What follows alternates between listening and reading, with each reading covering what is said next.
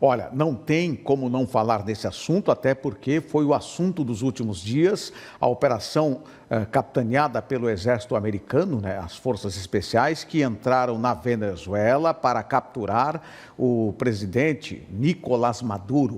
Essa operação fez com que o exército americano levasse ele para Nova York. A acusação é de associação ao tráfico de drogas. Nós convidamos o professor Ricardo Boff, ele é especialista, né, do curso de Relações Internacionais da Univale, para sabermos exatamente quais os reflexos dessa atitude dos Estados Unidos, sendo que a Venezuela é um país vizinho. Boa tarde, professor Ricardo Boff, é um prazer te receber. Boa tarde, Saul. Prazer é sempre meu conversar contigo. Certo, vamos lá. Essa operação americana, ela foi legal? É a primeira pergunta que a gente gostaria muito de saber, né? Recentemente tivemos um posicionamento da ONU condenando essa operação e eu queria que você falasse exatamente também sobre os reflexos disso para nós aqui em Santa Catarina. Perfeito. O Conselho de Segurança da ONU, que é o órgão mais poderoso que as Nações Unidas têm, está reunido nesse exato momento. Eles começaram a discutir ontem, né? E foi praticamente unânime, né? Com exceção dos Estados Unidos, é óbvio, o rechaço a essa operação considerada ilegal do ponto de vista do direito internacional. Por que é ilegal? Porque pela Carta da ONU, um país só tem autorização de intervir em outro país se ele estiver diante de um iminente ataque, ou seja, legítima defesa. Ou se houver uma autorização do próprio Conselho de Segurança, uma operação de paz. Os brasileiros devem lembrar, por exemplo, no Haiti, que teve uma operação de paz chamada MINUSTAH, que o Brasil liderou, inclusive, foi autorizada pela ONU, ou se houver uma condenação na Corte Internacional de Justiça de um país que tem uma autorização, ou do Tribunal Penal Internacional para capturar algum dirigente. Nada disso acontece na Venezuela. Então, você ter divergências ideológicas, o outro país confiscar a tua propriedade, você ter problemas de comércio internacional, isso não autoriza um país, porque senão vira terra de ninguém, né? Cada um vai colocar a estrelinha de xerife e dizer: eu vou interferir no país alheio porque eu não concordo com X ou Y, que é mais ou menos o que o Trump está fazendo, né? Aqui para Santa Catarina, eu acredito que diretamente o que mais tem nos afetado na crise venezuelana, desde que ela escalou a partir aí de 2015 e 2016, mas principalmente nos últimos anos, é a imigração, né? Eu fui dar uma olhada nos dados hoje de manhã. A princípio, teve um aumento pequeno nas filas, principalmente lá em Pacaraima, em Roraima, que é a fronteira do Brasil com a Venezuela, onde entraram mais de 70% dos venezuelanos. O governador afirmou que teve um aumento pequeno nas filas de imigração, mas já reduziu, então parece que num primeiro momento não tem uma corrida para sair da Venezuela. Isso já vem acontecendo, né? Mas não, esse episódio específico não aumentou, pelo menos até agora. Entretanto, o governador afirmou que, se houver um aumento, pode colapsar o estado de Roraima no sentido da operação acolhida, ou seja, eles não vão ter estrutura para receber. Então, é possível que haja um aumento da imigração de venezuelanos a Santa Catarina, já tem um número bem significativo, né? No oeste do estado, no litoral, enfim, distribuído por todo o território catarinense. Eu acho que, a princípio, seria esse o principal influência aqui em Santa Catarina. E uma possível melhora, vamos pensar no cenário otimista da economia venezuelana, pode ser bom para a nossa empresa. Antes da crise, o Brasil exportava cerca de 5 bilhões para a Venezuela, principalmente de produtos industrializados. E Santa Catarina é um estado industrializado. Então, uma recuperação da economia venezuelana, ou seja, aquilo que era até mais ou menos 2015, pode beneficiar os catarinenses, sim, no sentido de reexportar para aquele país. Vai torcer para que isso aconteça. Certo. Agora, é o seguinte, muita gente em dúvida porque o Donald Trump declarou isso, e declarou com os microfones abertos das principais redes dos Estados Unidos, dizendo o seguinte, que nós vamos controlar a Venezuela, vamos administrar a Venezuela, vamos governar e vamos também administrar a questão petrolífera e tal. Ele pode fazer isso de que maneira? Olha, eu acho que vamos colocar pelas vias legais e negociadas. Mais ou menos o que aconteceu foi o seguinte: desde que o Chávez assumiu, ele passou uma lei em 1999 chamada Lei dos Hidrocarbonetos, que colocou que todo o petróleo e gás são de propriedade do Estado e apenas as empresas estatais podem explorar e vender esse petróleo bruto, ou seja, retirar da terra ou do mar e fazer a venda, né? Isso afetou empresas americanas americanas que até então atuavam na Venezuela, principalmente a ExxonMobil, que é uma das gigantescas que inclusive patrocina as campanhas lá dos presidentes nos Estados Unidos, né? O refino do petróleo, ou seja, aquela segunda etapa que se vai transformar em diesel, isso a iniciativa privada ainda é autorizada a fazer, até porque a Venezuela não tem capacidade, né? Então, o que o Trump quer? Ele quer que as empresas americanas voltem a explorar o petróleo e a vender, o que significa também que isso vai ser feito sempre em dólar, porque a Venezuela, nesse processo, começou a vender e a comprar esse petróleo, pelo menos até as sanções, utilizando outras moedas, moeda chinesa ou tratando aí com a Rússia sem utilizar o dólar como moeda principal. Então, os Estados Unidos querem o dólar e querem o acesso à exploração desse petróleo lá. Então, o Trump, num primeiro momento, é possível que ele negocie com a vice, a Delcy Rodrigues, que assumiu, porque ela já fez uma carta direcionada ao Trump dizendo: queremos relações cooperativas com os Estados Unidos, queremos trabalhar juntos. Então, mesmo sendo ela de esquerda, mesmo seguindo a linha do Maduro, ela parece mais flexível, ela parece mais pragmática. Se isso der certo e a ExxonMobil e outras empresas americanas voltarem a operar na produção do petróleo venezuelano, é possível que haja um estabelecimento de uma estabilidade aí, que o Trump se acalme, porque o Trump é homem de negócios, né? Quando ele vê o dinheiro entrar para os seus aliados, eu digo as grandes empresas, ele tende a se acalmar e as relações podem normalizar, mesmo sendo um governo ideologicamente contrário, né? O dinheiro vem em primeiro lugar do que a ideologia, o Trump é um homem de negócio.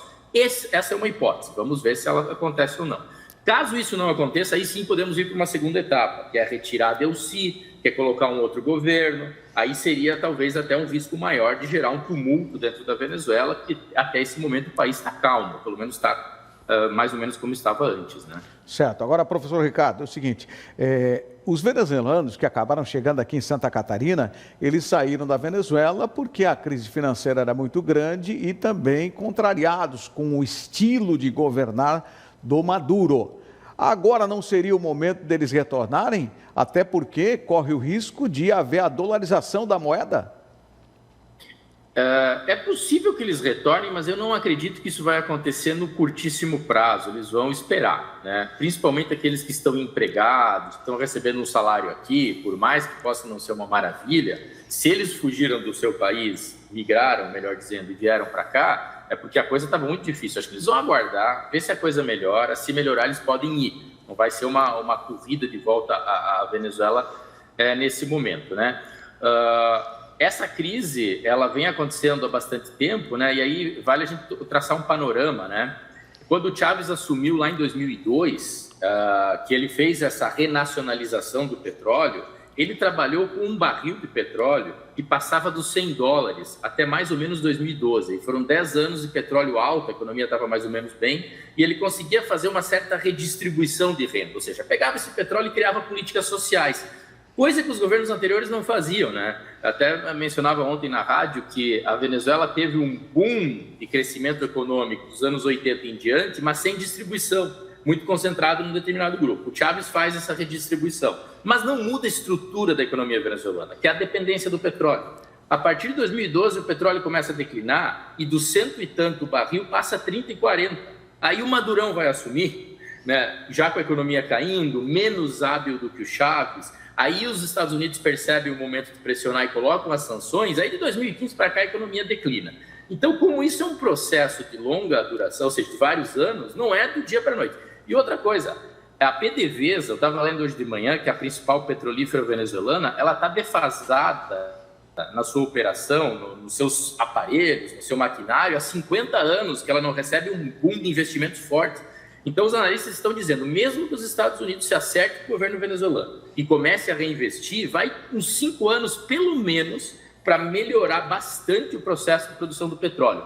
O petróleo venezuelano é considerado um petróleo impuro, ele é um petróleo pesado, ele precisa de um refino bastante complexo para ficar bom para ir para o posto de gasolina, por exemplo, enquanto que o petróleo saudita é mais puro. Então, tem todos esses detalhes que eu acho que vai ser médio a longo prazo, caso haja estabilidade, a recuperação da Venezuela. Professor Ricardo Boff, muito obrigado pelos esclarecimentos. O senhor que é do curso de Relações Internacionais da Univale, conforme o andamento desse processo todo, a gente vai te chamando aqui para podermos ter uma explicação mais fácil de entender. Muito obrigado, uma boa tarde ao senhor. Eu que agradeço, Saul, sempre à disposição. Um abraço. Tá certo, muito obrigado. Olha, essa situação na Venezuela realmente é uma situação bastante delicada, bastante complicada e, claro, nós temos que fazer a nossa parte, ficar na expectativa. Muita gente dizendo ainda que essa ação dos Estados Unidos pode ser um recado para outros países, inclusive para o nosso. Olha, tem uma grande inauguração proclamada para acontecer agora à tarde. É a inauguração de uma estação de tratamento de água que acontece em Camboriú. A Bianca Robles tem maiores informações, inclusive vai estar, né? Tem outras informações. Bianca Robles, a inauguração desta estação de tratamento de água era aguardada. Exatamente, Saul. Hoje, né, a Prefeitura de Camboriú, juntamente com a Águas de Camboriú, realiza esse passo histórico para Camboriú, que é a inauguração de uma estação de tratamento de água, né, uma ETA no município, que com toda certeza vai fazer a diferença, vai trazer mais segurança hídrica para o município, mais qualidade de vida. Então é muito importante e, claro, a gente vai estar lá para registrar tudo e trazer para vocês depois como que foi esse momento histórico para o município. É verdade. Olha, o pessoal do Rio Pequeno, local onde vai ficar esta estação de tratamento de água, está na maior expectativa, né? Tem, inclusive, uma estimativa de público ali do bairro que deve permanecer, estar presente nesta inauguração, com a presença das autoridades, vereadores, o prefeito Leonel Pavan e também a presidente da EGEA Santa Catarina. A expectativa é positiva. Exatamente, Saul. A gente sabe que é um momento muito importante, muito aguardado por todos os moradores de Camboriú e que agora, né, o prefeito Leonel Pavan realiza então este momento tão aguardado, né, essa inauguração muito importante para todos de Camboriú. Olha, não está um dia, eu estou vendo aqui, estou te assistindo aqui pela minha tela exclusiva, estou vendo o seguinte, o dia cooperou, né, para a inauguração desta estação de tratamento de água. Está marcada para que horário? Vamos reforçar? Olha só, a estação de tratamento de água vai ser inaugurada então hoje, né, dia 6 de janeiro, às 3h30 da tarde, no Rio Pequeno, na rua Rio Alegre. Então quem quiser pode estar indo lá acompanhar esse momento histórico em Camboriú. O tempo realmente está bom, está com algumas nuvens, então está favorecendo para não estar um sol tão quente, então dá para ir lá acompanhar como que vai ser esse momento lá em Camboriú. Certo, mudando de assunto com a Bianca Robles, mas continuando em Camboriú, hoje tem Terno de Reis, Bianca.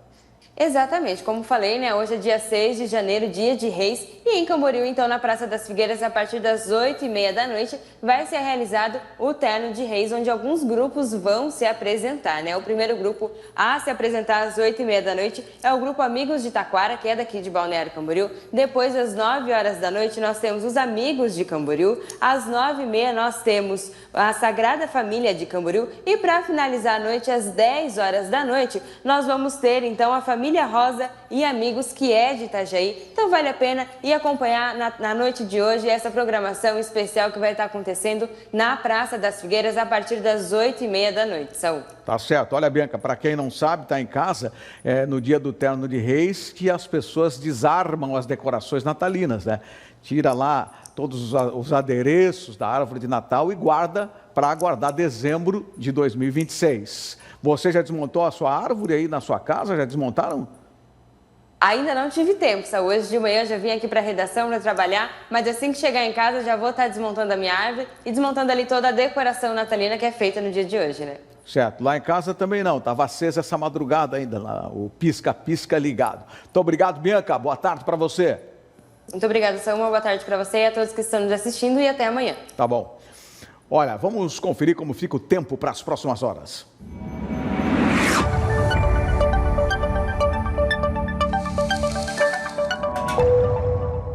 Nesta terça-feira, na região da Anfre, tempo instável, com muitas nuvens e previsão de chuva, principalmente entre a tarde e a noite. Temperaturas variando entre 16 e 24 graus. Em Florianópolis, tarde chuvosa, com céu encoberto e chuva também à noite. Temperaturas entre 18 e 24 graus.